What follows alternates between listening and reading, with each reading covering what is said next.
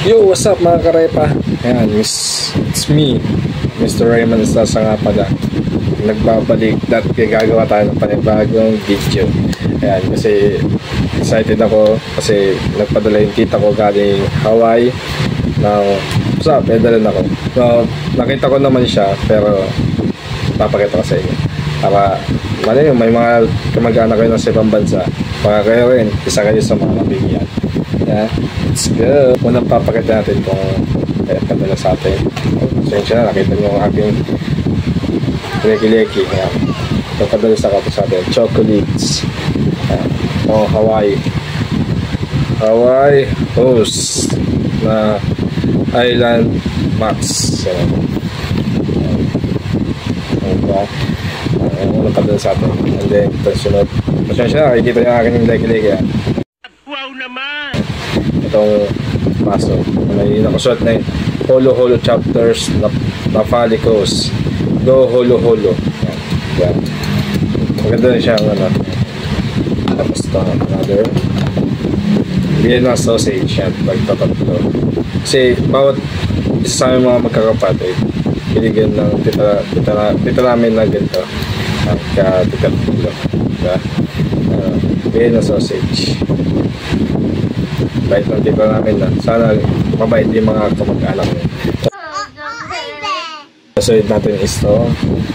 Honey Boy Pink Salmon. Hindi ko pa titikman to. First time ko makatikim. Hindi ko alam kung anong lasa ito. Pero tignan ko naman sa YouTube. Nag-search ako kung ano to. Siguro masarap to. Sana mabuksan namin to at bibidyoan ko. Para makakama namin yan. Itong sunod is yung Chunk Light Tuna. Ayan, dalawa. Chunk Light Tuna. Ito ata yung padala ng tita ko dati na masarap naman siya. Kaso siguro pang diet kasi parang wala masyadong lasa yung ano, ito ata. Pang diet siguro siya kasi wala siya masyadong lasa. Di katulad ng mga nilata dito sa Pinas na kahit paano may mga lasa-lasa. Ito parang matabang pero goods naman siya. Side natin is ito. Chicken breasts. Ayan, chicken breast. Ito. Kirkland chicken breast. Pero di ko pa rin ito natitikman eh. Kawan ko kung ano lasa ito. Pero tatry natin ito. And then bibigyan natin. Chicken breast. Side natin is ito. Pan corned beef. Yan. Ito, syempre corned beef. Dapat gawain sa beef.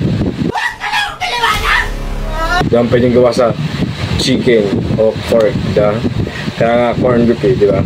Beef. Kaso nagtataka na ako dito. Bakit walang corn? Nasaan yung corn? Aray ko! Puro beef lang.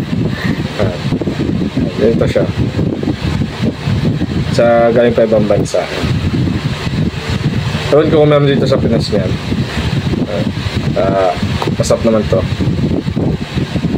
Sulit natin is next tayo. Sulit natin is yung ito. Oops. Ano yun? Kaya may nahagis. Hindi ko alam basa dito eh. Kawai Government Toaster. May butas-butas na siya.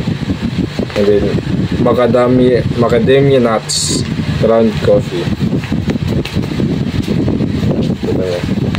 Ito siya. Hindi ko alam kung anong lasa ito. First time ko makatikim nito kasi galing pa ibang bansa doon. Diba? Side natin is ito. Oops. Ano yun? Colgate. Yan. Siyempre, Colgate. Saan ba ginagamit ito? Matik ko ito. Siyempre, sa paa. Hindi pala sa paa. Sa ano pala, sa ngipin. Tignan yung ngipin ko sa ano. Baka may gusto mag-sponsor dyan. Mapagawa natin yung ngipin natin. Colgate. Side natin is ito. Uy. Okay, bato ng bato. Nasasaktan na ako.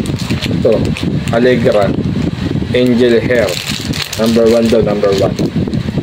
Kung parang pasta to sa ibang bansa. Kasi ang pasta dito, iba yung pangalan. Ito. Ayan. Pasta sa Hawaii. Diba? Ayan, bigay sa akin ito. Ang dessert na natin is yung